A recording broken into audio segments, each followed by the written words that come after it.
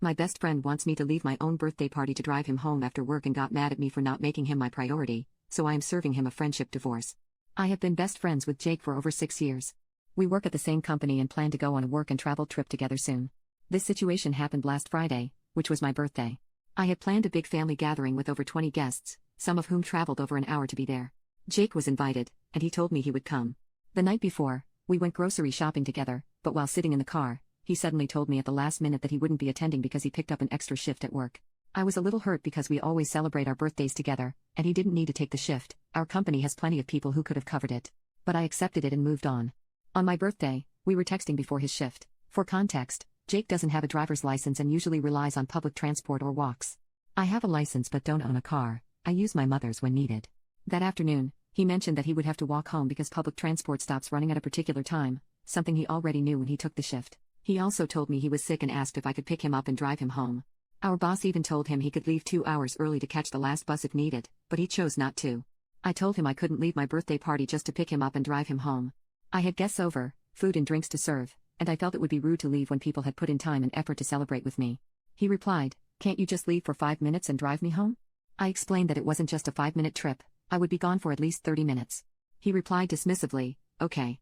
Later, I checked Find My to make sure he got home safely and texted him, apologizing that I couldn't drive him, reminding him that I normally do, but I couldn't leave my party. That's when he got angry and told me my behavior was unacceptable and that I was just making excuses. For further context, I often drive him home, even when I'm not working the same shift. But this time, I had a prior commitment, one that he was originally supposed to attend. I reminded him again that our boss had told him he could leave early to catch the bus. At this point, he started arguing that the town is dangerous at night, but we've both lived here our entire lives, and nothing has ever happened to us. I always walked at night before I got my license, and another friend of ours regularly walks home late at night without issue. I tried to understand if something else was happening and asked him if maybe he was upset about something deeper and just projected it onto this situation. I might have worded it poorly, but he exploded at me instead of talking. I apologized if I said it the wrong way, but at that point, he wasn't listening to me at all. Meanwhile, he wasn't trying to understand my side either. I told him it was my responsibility to be at my own birthday party and that my guests had made an effort to celebrate with me. I couldn't just disappear for half an hour.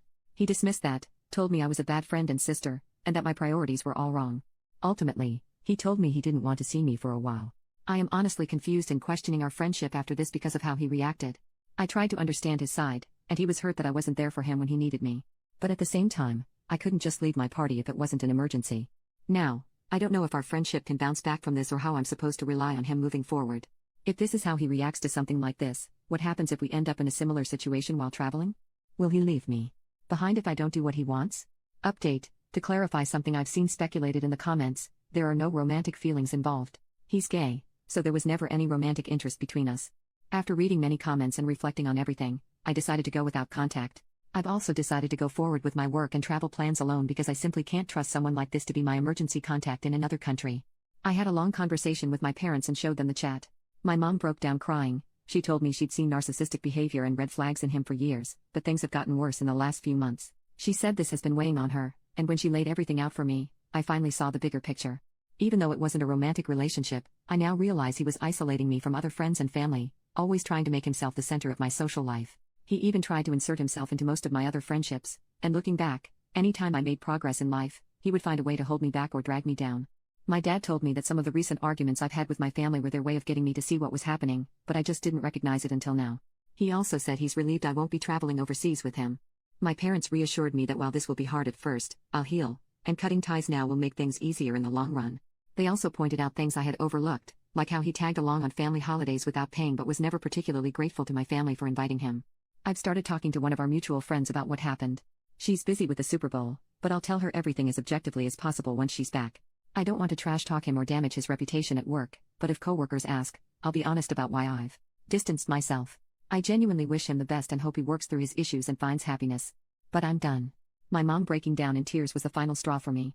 Even though much of my social circle overlaps with him, I know I'll eventually sort everything out and move on. It feels like a friendship divorce, but this is a necessary step.